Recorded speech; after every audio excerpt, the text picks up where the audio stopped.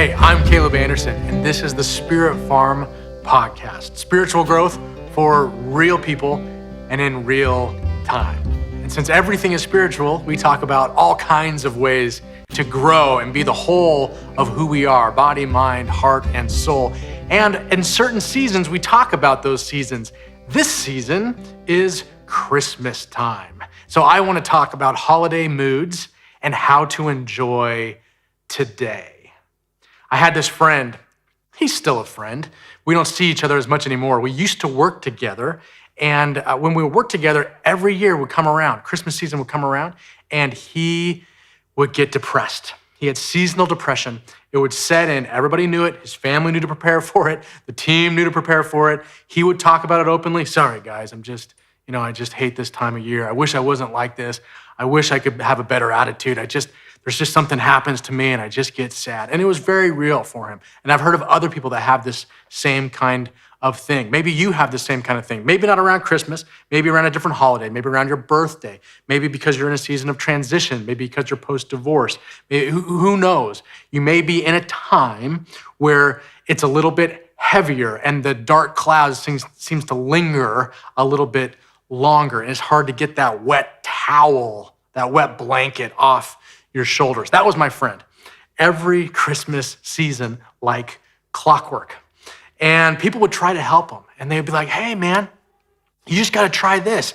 You just gotta try that, or try harder. Hey, just snap out of it. Hey, don't you appreciate your family? Hey, don't you appreciate what Jesus did coming from heaven to earth, right? All those things didn't work. I watched him for numerous years just go, no, doesn't work. I don't wanna talk to you. Thank you anyway. And he would just kind of spiral and just kind of barely make it through the season, put on a happy face for his kids and get through. And then there was this year where it changed. There was a year where it started to shift. And it wasn't because he had this like new way of thinking about everything necessarily. It wasn't because he went to like the perfect holiday party. It wasn't because of a special eggnog. It wasn't for any of those kinds of reasons. There were all the failed attempts that people tried to get him to understand at previous years and Christmases. But something did change, and it was him practicing gratitude every day. Him saying, I am going to appreciate today. I'm not going to worry about Christmas Day. I'm going to be thankful for this day.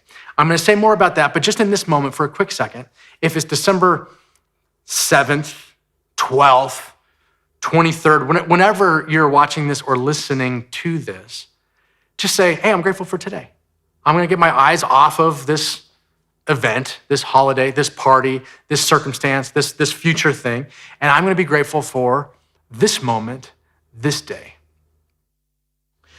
For me, Christmas isn't the big challenge, but I talk a lot about mindset and mental health, emotional health, and how spiritual health is all of these things, that our spiritual health is the energizer that connects everything, like the flux capacitor. That's the way I talk about it, because that's what I need. I need the things that I talk about. I need the practical tools to get my mind right, to get my heart right, to keep myself in alignment, because I can fall into maybe not a holiday mood, but I can fall into a mood that's an everything is meaningless kind of a mood. Nothing matters. What are we anyway, humans? I can fall into one of those kind of things if I get too overwhelmed by the bigness of the season or the bigness of the challenge or the bigness of the universe. But if I can get back to today and this moment, I've been reading the book of Ecclesiastes recently because it talks about this. Everything is meaningless in Ecclesiastes. I want to show it to you, just a few of my little notes here. Everything is meaningless is basically the theme of Ecclesiastes. People think that it was written by Solomon, who's considered to be the wisest man to ever live. It might have been edited later by different people. There's all kinds of people that think different things, but it's pure genius. And it has been heralded as pure genius for generations and hundreds of years. But it's ironic because most of the book says this: everything is meaningless. Work is meaningless because it's just chasing after what your neighbor has and what your neighbor is doing. Wealth is meaningless because if you love wealth, you'll never be satisfied by it. This is one of the wealthiest men who ever, maybe the wealthiest man who ever lived, saying this. And your dreams and your words, one of the verses say, are meaningless if they're not in alignment with God and his plan for your life. So Solomon is saying everything is meaningless. So here's the principle theme of the whole verse. I'm going to read it to you. Ecclesiastes 8:15. So I recommend having fun because there is nothing better for people in this world than to eat, drink, and enjoy life. That way they will experience some happiness along with all the hard work God gives them under the sun. In other words, enjoy today. Live in this moment. Be grateful for what's right now. Don't get consumed by what's coming. I know people have been difficult. I know that there's trauma and pain from the past. I know that so-and-so is coming to the party and we don't know how that's going to work out. I know that so-and-so might not come, and that could be devastating to you or to people that you love. There's all of that stuff that's real. And there's today. There's today. Because at the end of it, life and the universe and everything is so big, it can all feel like it's just meaningless. It can all feel like, what is any of this? Unless we just get back down to this very moment. We're grateful for life. We're grateful for breath. We're grateful to eat and to drink and to enjoy what we can, and even to enjoy the work that God gives us to do today. Otherwise, this all can be overwhelming. And my friend who hated the Christmas season because it was so overwhelming, it was because of the wet blanket and the cloud that had been hanging over him since he was a child.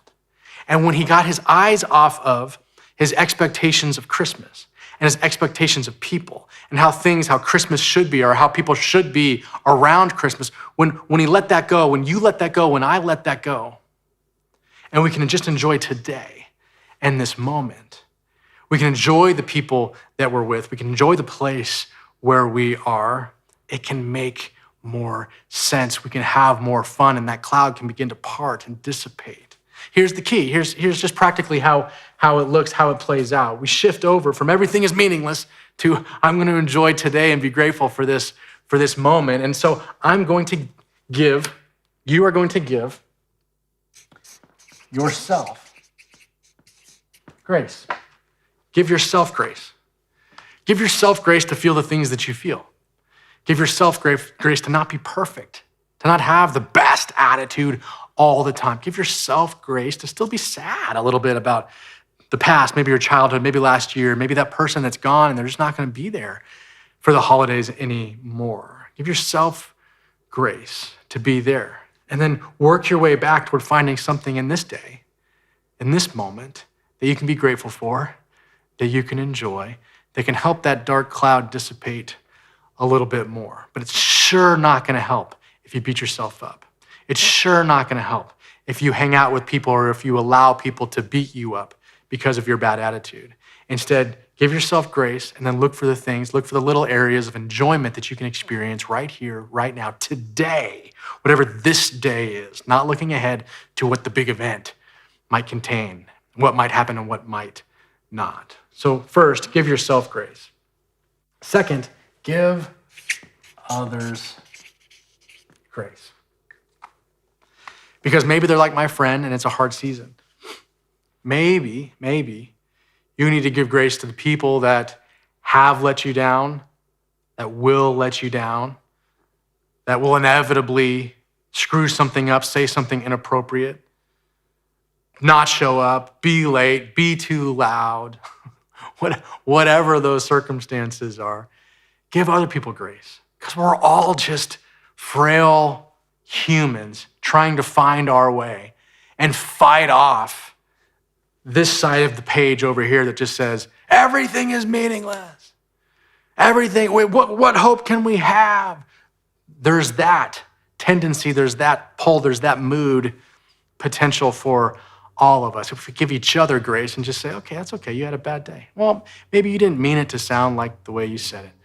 Maybe you just have no concept of how that's coming across. I'm sure you didn't mean to hurt me with that action. I'm going to give you grace because I need grace. I'm imperfect. I'm a mess in some ways.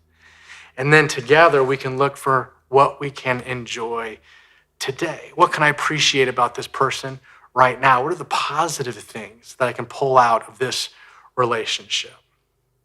And then finally, receive God's grace.